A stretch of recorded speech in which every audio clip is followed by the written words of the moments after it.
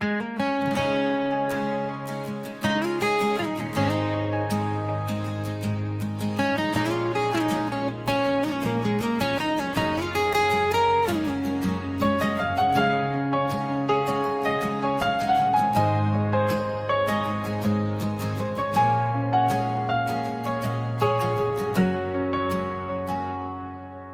सम्झना धूपको धुवा जस्तो उडिरहन्छ, तर सुगन्ध भने अझै मनमै अड्किरहन्छ।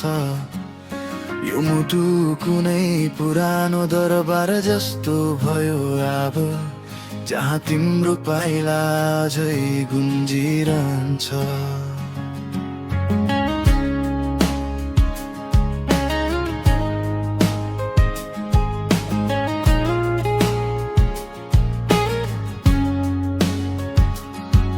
तिमी थियौ कुनै मृग तृष्णा जस्तै देखिन्थ्यौ नजिक तर भेटिन्थ्यौ टाढा। मेरो चाहना कुनै अधीर जस्तो, जसमा म आफै बलि चढ्दै गइरहे आधा।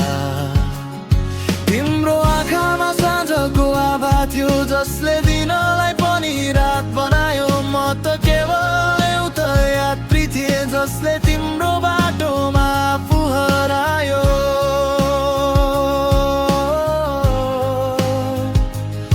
शब्दहरू थिए शून्यको प्रतिध्वनिता, मौनता नै हाम्रो संवाद बन्यो। माया कुनै अदृश्य वेदना जस्तो, जसले नदेखिए पनि सब थोक जरायो। तिमी मेरो अतीतको अवशेष हो, जुन कहिले मेटिँदैन समयले। म तिमीलाई भुल्न खोज्छु हजार चोटि, तर तिमी फर्किन्छौ प्रत्येक श्वासले। तिमी मेरो अधुरो मन्त्र हो, जसलाई जप्दा पनि पुरा हुँदैन। यो माया कुनै अनन्त कथा जस्तो, जुन अन्त्य भएर पनि सकिँदैन।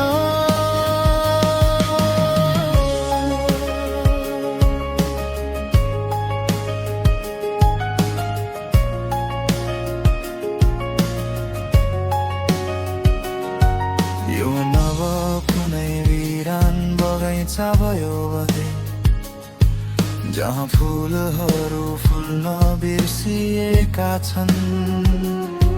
तिम्रा यादहरू शिशिरको शीत जस्तै, जसले हरेक भावनालाई छुन आएका छन्। तिमी थियौ मेरो प्राणको दीपो दीप दियो, जसले अँध्यारोलाई अर्थ दिएको थियो। तर आज त्यो दीप निभिसकेको छ, र धुवाले मात्र कथा लेखेको छ। समयले धेरै कुरा बदले पनि, तिम्रो छाया अझै उस्तै छ। यो दूरी कुनै मौन युद्ध जस्तो, जहाँ जिते पनि हार उस्तै छ। तिमी मेरो अतीतको अवशेष हो, जुन कहिले मेटिँदैन समयले। म तिमीलाई भुल्न खोज्छु हजार चोटि,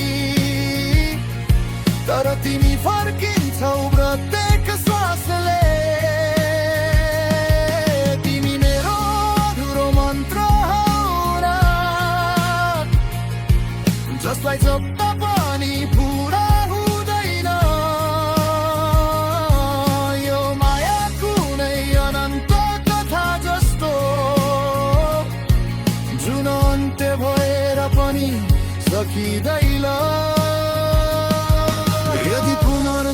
सत्य हुन्छ भनेन्तो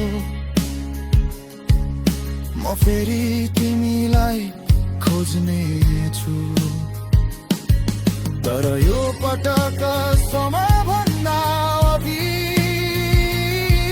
तिमीलाई आफ्नो बनाउने छु यो जीवन त केवल एक अधुरो अध्याय दियो अर्को जन्ममा कथा पुरा गर्नेछु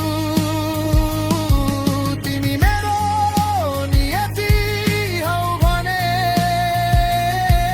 म समयलाई नै मोड्नेछु तिमी मेरो अस्तित्वको श्लोक हौ जुन म भित्रै गुन्जिरहन्छ यो माया कुनै अमर धुन जस्तो जुन कहिले मर्दैन बाँचिरहन्छ तिमी मेरो अन्त्य होइनौ तिमी त मेरो अनन्तता हौ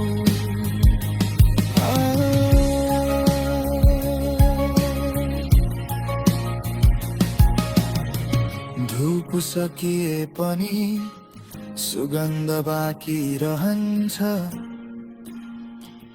त्यस्तै तिमी गयो तर माया बाँकी रह्यो